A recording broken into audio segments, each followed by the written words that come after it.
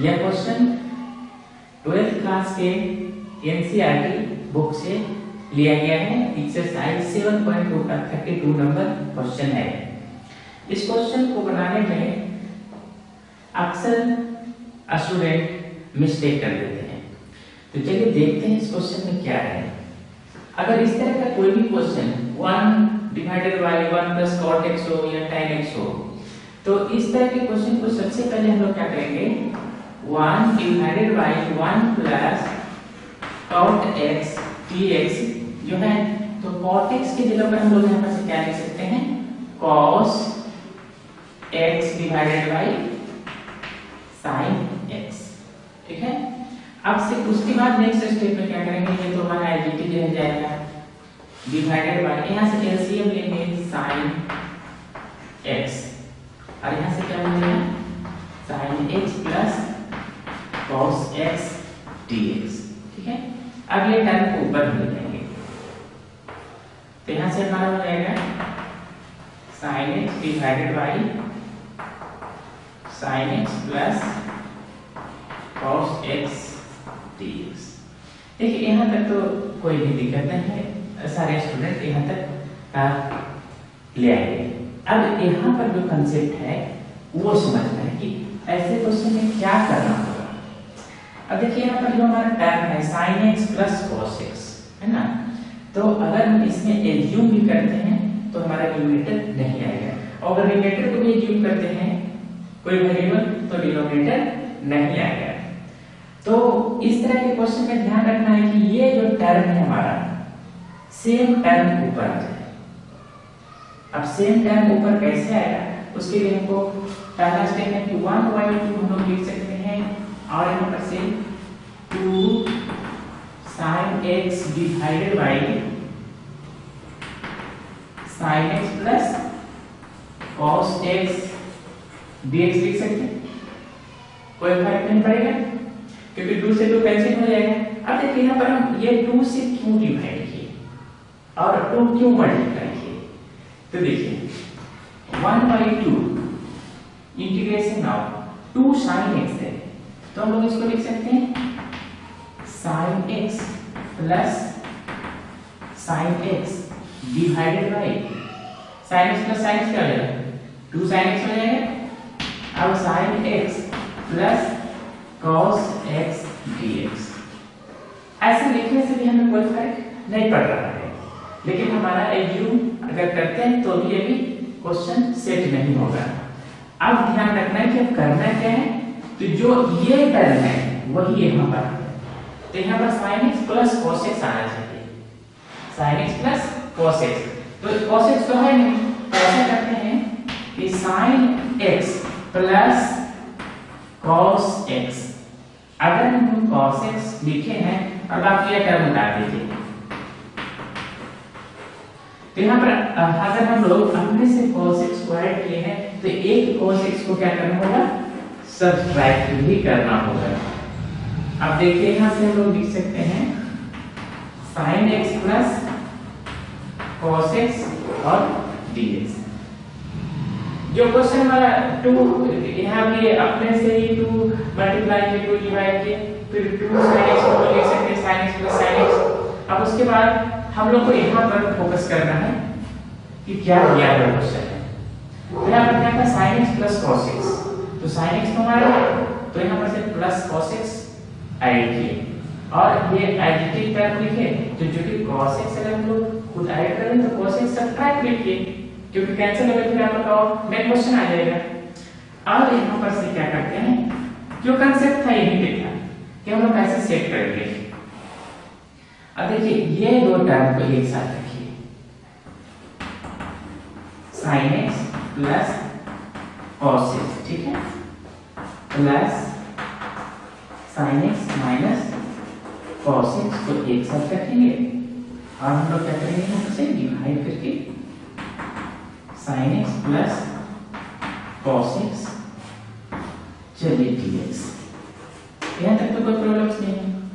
अब देखिए यहाँ पर हम लोग क्या करते हैं, दोनों को अलग अलग कर देते हैं, इसको किसको कर देंगे, 1/2 का gt ले लेंगे, चलिए ठीक है, integration of sin x plus cos x divided by नीचे का डिनोमिनेटर हो जाएगा sin x plus cos x और यहाँ पर sin प्लस यहाँ पर से क्या हो जाएगा sin x minus cos x divided by sin x plus cos x और आपका क्या हो जाएगा dx। ये ब्रैकेट क्लोज। तो यहाँ से देखिए ये टर्म और ये टर्म क्या हो जाएगा कैंसिल हो जाएगा, बचेगा क्या integration of 1 plus sin x minus cos x divided by sin x plus cos x dx। ठीक है, अब दोनों को हम लोग अलग अलग कर देते हैं। तो ये हमारा क्या है integration of dx plus integration of sin x minus cos x divided by sin x plus cos x dx। अब हम इसको लिख सकते हैं, इतना को क्या मान लेते हैं I1 और ये हमारा क्या हो गया I2, यानी I equal to half I1 plus I2, यही टोटल इंटीग्रेशन होगा। तो हम लोग क्या करते हैं इधर से इरेज करते हैं। अब दोनों का अलग अलग इंटीग्रेशन फाइंड आउट करेंगे और लास्ट में क्या करेंगे हम लोग सब्स्टिट्यूट कर देंगे यानी पुट कर देंगे। तो I1 इक्वल टू क्या था इंटीग्रेशन ऑफ dx, तो I1 का वैल्यू क्या आएगा x प्लस c। ठीक है, अब I2 में हमारा क्या है integration of sin x minus cos x divided by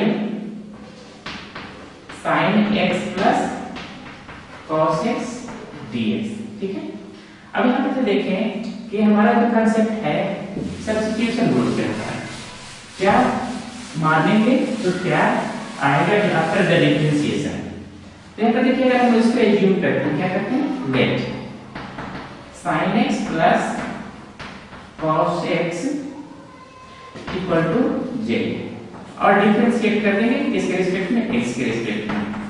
तो sin x plus cos x equal to dy by dx j।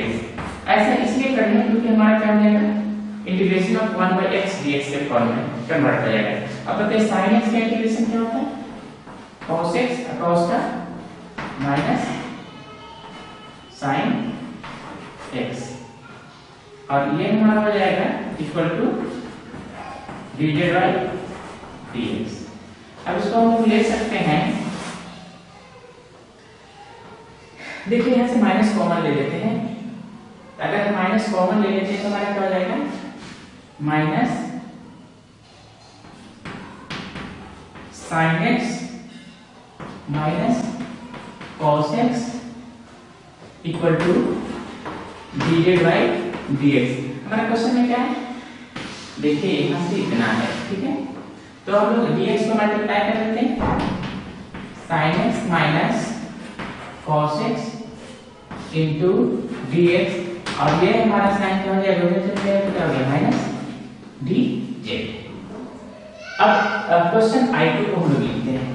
I2 equal to क्या हो जाएगा integration of sin x minus cos x dx। यहाँ का देखिए ये parts I2 को और नीचे हमारा क्या हो जाएगा sin x plus cos x और I2 इक्वल टू हमारा क्या हो जाएगा इंटीग्रेशन ऑफ देखिए ये वैल्यू कितना आ गया माइनस dz, तो यहाँ पर माइनस dz और डिवाइडेड बाय z है ना।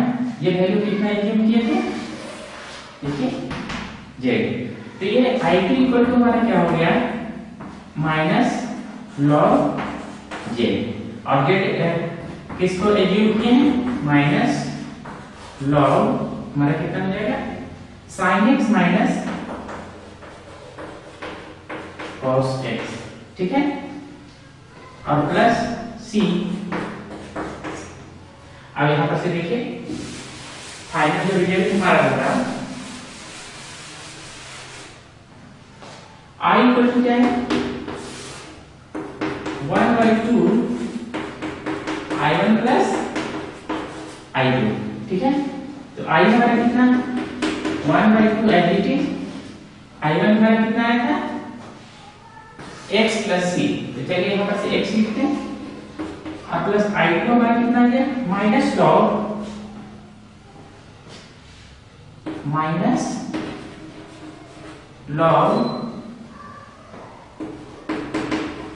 sin x minus cos x plus c। तो इसको फाइनल में लिख सकते हैं I equal to x/2 minus यहाँ पर 1/2 लिख देते हैं 1/2 log sin x minus cos x plus c, यानी इसको प्लस c कर देते हैं, यानी x/2 minus 1/2 x/2 minus 1/2 log cos x minus sin x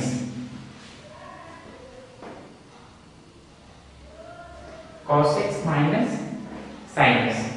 तो ये हमारा क्या हो गया रिजल्ट हो गया।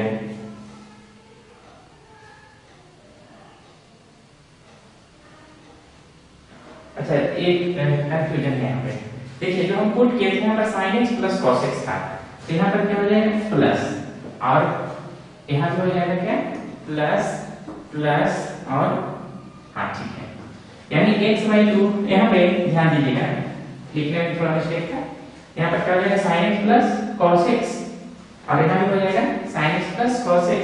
तो इस तरह से हम लोग फाइनल रिजल्ट फाइंड आउट कर लिए। इस क्वेश्चन में क्या था कुछ नहीं था, हम लोग को क्या करना था थोड़ा सा ट्रांसफॉर्म करना था, सब्स्टिट्यूट करना था, उसका दो पार्ट्स में ब्रेक करके दोनों को सॉल्व करके लास्ट में ऐड कर देना था। तो ये सब बेसिक क्वेश्चन है, जैसे जैसे आप प्रैक्टिस कीजिएगा ये सारा क्वेश्चन आप बना सकते हैं। तो फिर मिलते हैं नेक्स्ट वीडियो में। Thank you.